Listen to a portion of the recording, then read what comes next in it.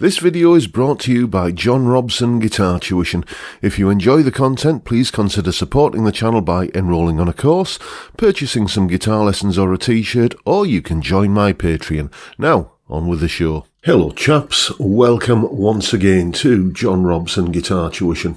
As always, I do hope you're well. Today being Tuesday, we're doing a top 5 list, and if you were watching last week, in this slot I covered what are my 5 favourite male rock vocalists, and I said that this week we would be doing the counterpart to that, my top 5 favourite female rock vocalists, and I use the term rock here possibly in its loosest sense. I'm talking really here about anything that isn't identifiably soul or, kind of lightweight pop or anything like that. So, with those parameters set, there were plenty of candidates to choose from, and these are the 5 that I narrowed it down to, starting with Maria McKee. Yes, indeed, Maria McKee. Not exactly a household name, but deserves to be, I think. I first came across her wonderful voice back in 1985 via a British TV show called The Old Grey Whistle Test, and there was a live session from a different band most weeks, and one week in 1985, it was her band, a band called Lone Justice. They did the current single, a Tom Petty and Mike Campbell penned song called Ways to Be Wicked, which is indeed the song that I've linked to down in the description. She's had many other hits ever since, but I guess most notably in the early 90s, she had that big, massive international hit from the Tom Cruise movie soundtrack. What's it called? Show Me Heaven. Was it from that? Some Tom Cruise movie, I can't remember. I remember the song a lot better than I remember the film. And, her voice on that for me is absolutely electrifying. But for me, it's, that first gritty, Lone Justice album, just called Lone Justice, is my favourite of her performances. Someone once described, the Eagles as being a country band who play country music like Toto would. Well, Lone Justice were a country band who played country music a bit like, I guess the Rolling Stones might have, with this fantastic raucous female lead vocal. It just works for me, and if this is a new name to you, then, as I say, go and check out the link below.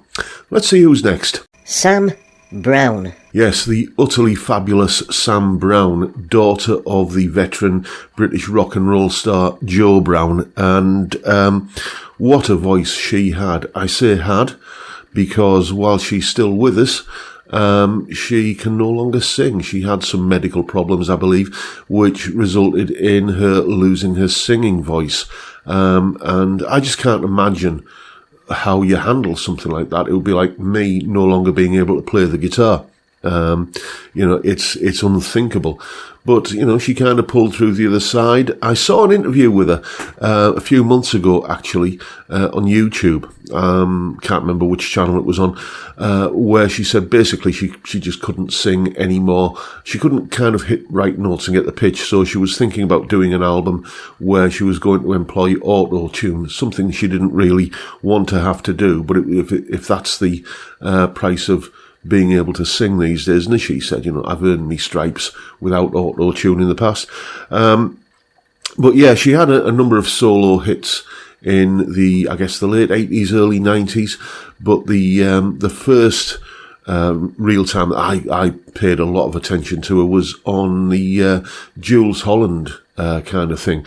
When she was, Jules Holland is a big star in the UK, has a big sort of New Year's Eve kind of party show on TV, and he has a big kind of rhythm and blues orchestra, and she was one of the resident singers with said rhythm and blues orchestra. And it's one of those performances that I'm going to link to down in the description.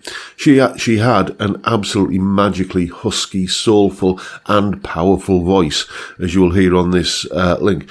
And she also appeared on many of the Jules Holland albums that he put out. But yeah, real tragedy that she is no longer able to belt it out like she once was able to. But if you go and check out the link below, you will hear just what a fantastic female vocalist she was.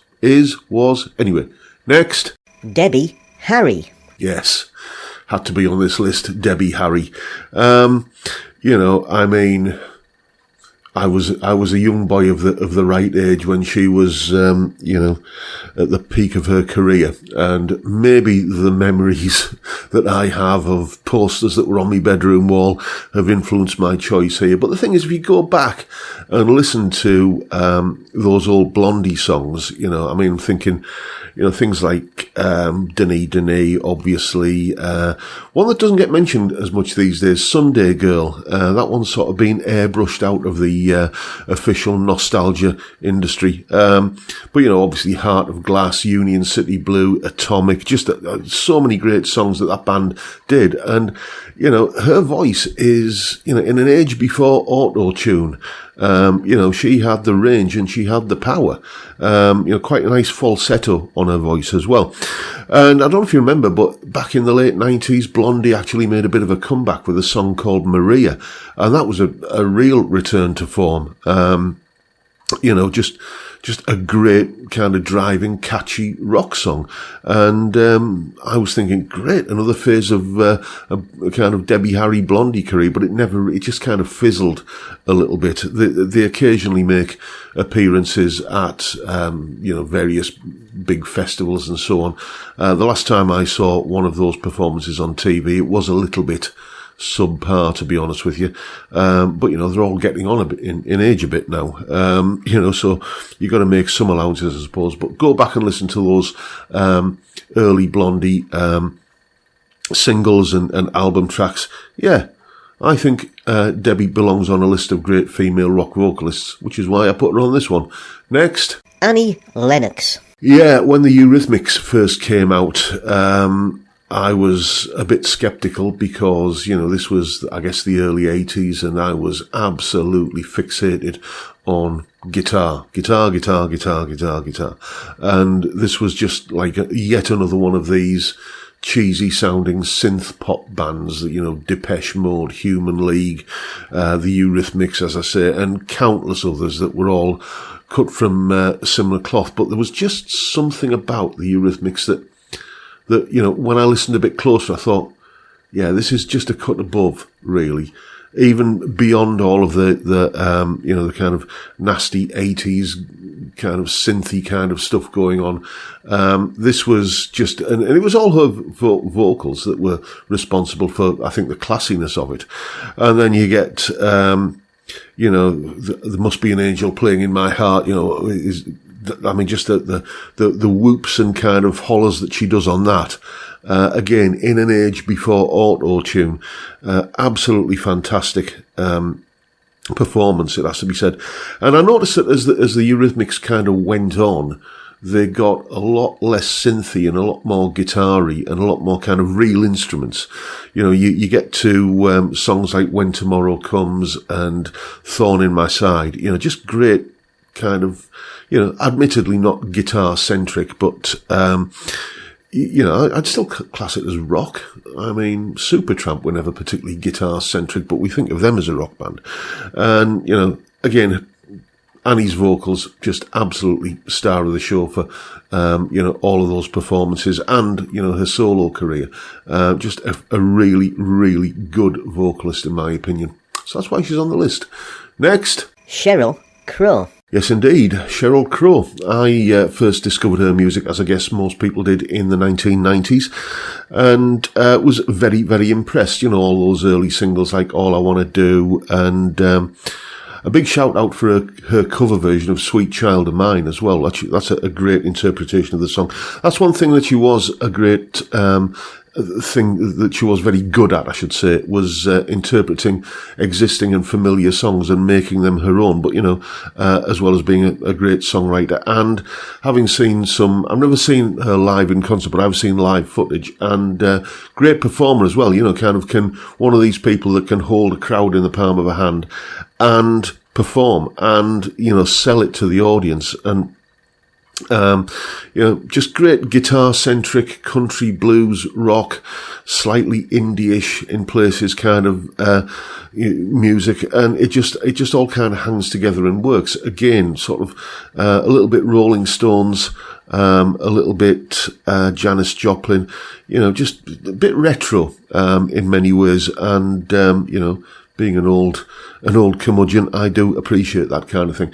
So there you go. Those are my 5 favourite female rock vocalists. Be sure to check out the links in the description below to selected performances from each and every one of them, and let me know what you think of those, and also let me know what your choices would be for your top 5 list. These are just mine. I'm not saying that these are the best, the most influential, the most important, or the most kind of musically talented female vocalists. I'm just saying that these are my favourites. Let me know what yours are down in the description.